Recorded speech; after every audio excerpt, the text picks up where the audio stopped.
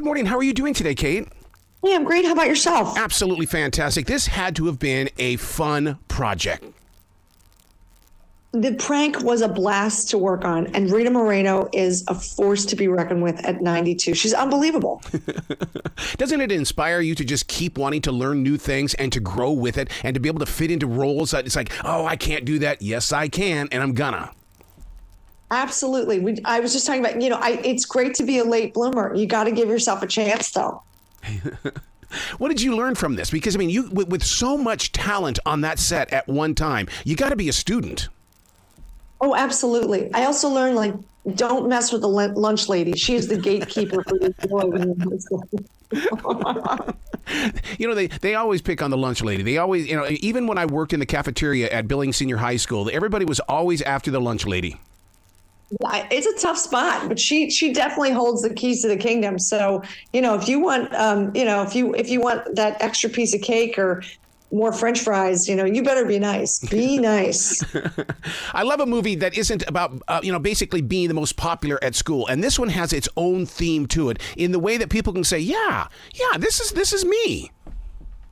I think it's very relatable. I mean, I'm telling you, it's, these two friends, they're platonic, boy and girl, but they're so connected. I have one of my best friends was a guy in high school. We're still friends. We went to college together. We moved to Chicago at the same time. We're still buddies. And I feel like, that camaraderie that you have in high school where you really just have, somebody to bounce all of your pain and your joy off of. Yeah.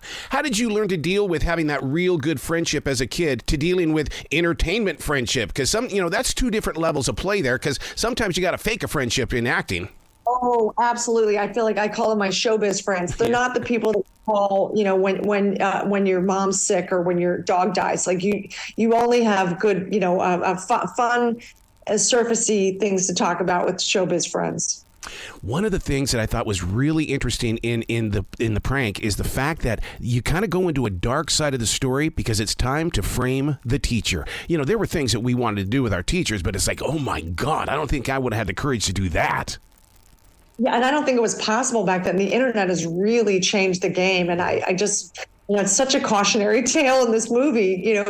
You let things go too far, and boy, the internet really gets out of hand very quickly. Yeah, and once it goes viral, I mean, that's like, the things I used to get away with saying on the radio, I try not to even go there these days because you don't know if someone's going to take it wrong. Exactly, and it could live with you forever.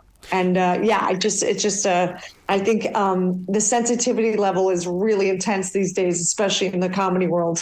We got to be careful. And it's unfortunate because I think in general, people are just trying to be good-hearted, and I don't think people mean great harm. Right. But I think we're all sort of walking on eggshells these days with comedy. I think it's affected the medicine. I've always said that comedians are great medicine. They are the medicinals. Somebody who carries with them energy that will help us heal. But when it's changing, so has the medicine. In other words, when we go there for a good belly laugh, we're not always getting that anymore. I agree with you. Yeah. And I mean, as somebody who is on stage, I feel like, oh boy, there's a lot of landmines and you got to be careful. It is unfortunate. I mean, I hope we survive this phase. I hope we get out of this. I hope we grow out of this as a society and evolve back to, just something where there's more trust in comedy. Yeah. I tell you what, I'm a little bit jealous of you right now because, one of my favorite people, it's Jane Lynch. I've been with her a couple of times. My God, I love sharing conversations with her. For you to be that close with her, my God. We have the best time. I get to tour with Jane every December. We did a Christmas album together called A Swinging Little Christmas on iTunes and every other platform. And, I feel like we're contractually obligated to spend December together for the rest of our lives. So happy that is the case. And the two of you seem like you're very down to earth. You don't have to try to make each other funny. I mean, you can basically just be yourselves. Well, we have some natural chemistry for sure. Jane is such a generous performer. I mean, God, she's got such a resume and such a big career, and she's very generous to let me play on such a high level with her in front of so many people. She's amazing. What else are you getting yourself involved in? Because I mean, we talked about the different platforms, like when it comes to social media and stuff like that. But I mean, I just learned yesterday about this thing called Book Talk, where people are planting their books on this thing, and it's like Audible. I'm going, my God, is there a place that we haven't found yet? Wow, that's amazing. It's funny. I've not heard of that. I just heard about, what do they call it? Like a mobisode, like where you can watch a TV show that's specifically written or produced for your phone. I'm like, what is going on? All new to me. Yeah, I just want something for my ocular goggles. I mean, because it's fun to go in there and watch those videos. I'll be up on top of Mount Everest, and it's like, oh my God, I can feel it in my stomach. I know. Can I sit in the bar with my Oculus and enjoy a cocktail on top of Mount Everest? You know what's so interesting is that recently I watched one of those VR videos, and it was in a Miami nightclub, and you got to walk around in this club, and it's like, I feel like I'm with real people here. That is wild. That's wild. So, did you have any flashbacks when Loretta was in character of what it was like to have school cafeteria food? Oh, absolutely. No, I feel like we actually shot in a real high school, because indie films tend to be on location and low budget. And, you smell the sweat socks, you smell the fear of the kids. It's real. It's great. You just gave me a flashback of what it was like to film for the movie Grease. They said that it was not only like 102 degrees in there, but it was authentic, and you had to have that vibration. So you went through it too then? I did. It's real. I mean, it's really helpful. It's a little time machine. Old schools, they come with ghosts. Did anything really weird happen on the set? Well, this is a horror, dark comedy, so you have to see it. I mean, yeah. There's a lot went on. It's we really go all. I mean, I'm telling you, the audience goes crazy for Rita Moreno. She is the best villain you've ever seen. She's unbelievable. She goes for it. Wow. So, Dancing with the Stars. I had the best. The process was incredible. It really, really was. I'm so grateful. It really changed my perspective on my own personal growth and, just connecting with a different audience. It was really hard to be judged every week by millions of people. Very scary, but, we got through it, and I got to do a big part of the tour, which was incredible. Being on the bus with the dancers, being in different cities, 3,000 people in the audience. Oh my God. I mean, it was crazy. Every show was huge. I got to host and dance every show, and I got to host at Radio City, which is Radio City Music Hall. Was like, oh my God, I can't even. That was one of my major bucket lists. 6,000 people, crazy. How do you keep it together in a moment like that? Because I would be a nervous wreck. Well, luckily it wasn't our first show. I feel like if it was, I may not have done so well, but I had a few weeks under my belt by the time we got to Radio City.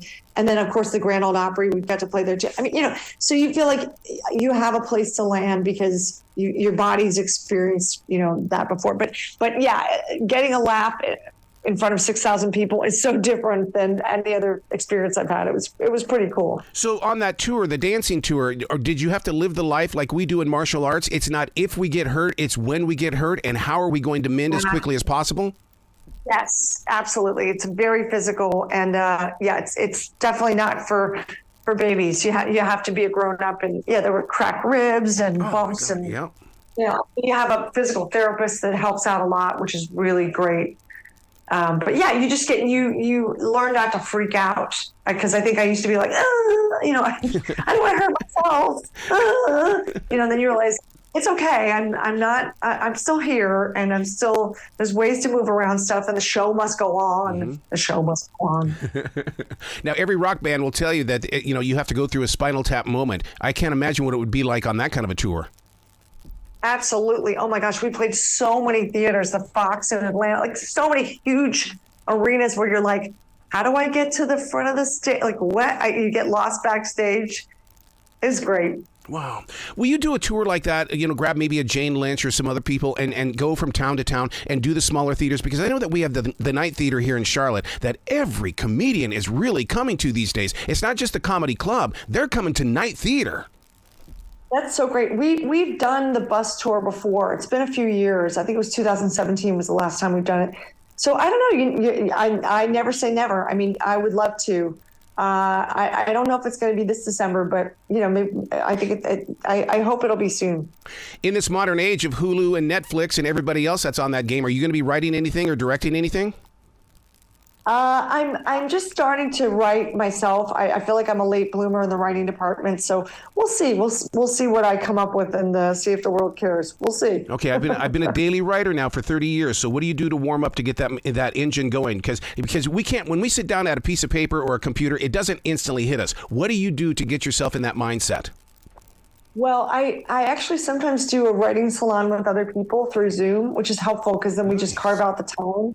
So you feel like, someone is kind of moderating and like just keeping the space open. But it's difficult. I mean, I definitely don't have the discipline yet. I mean, I write a little here and there, and I definitely write for, live shows. But usually the deadline is the loudest voice in my head. Like, we got to finish. I only have a few days. So I'm hoping to find another a calmer place to come from on this process. You were talking about doing these classes on Zoom. God, I was on the Barnes & Noble tour for 2.5 years to talk with writers and things. And so it was to be one-on-one with other creative minds because everybody has their own vision and experience. This is true. And everybody has their own process and none of it's wrong. It has to be right for you. Yep. So true. So true. Where can people go to find out more about where you are and with your entertainment as well as your writing? Because I want people to give you some love and to get this movie into their lives. Absolutely. Well, if you go on my Instagram page first, at The Real Kate Flannery, that's probably the best place. Yes, I'm on Facebook periodically. I need to be on Facebook more. I've been a little lazy in the Facebook department, so please forgive me, Facebook friends. Are you on TikTok at all? Because we're all about to get our butts kicked off of that thing. I know. No, I'm not. I'm so psychic. I knew there was going to be a problem. I'm just kidding. I had no idea. You got to come back to this show anytime in the future, Kate. The door is always going to be open for you. Thanks, Arrow. You're so sweet. I really appreciate it. You have such great energy, and it is the polar opposite of Rita Moreno's energy in the prank. I got to tell you. She's dark. You are light. Well, you be brilliant, okay? Thank you so much. You too. Thanks again.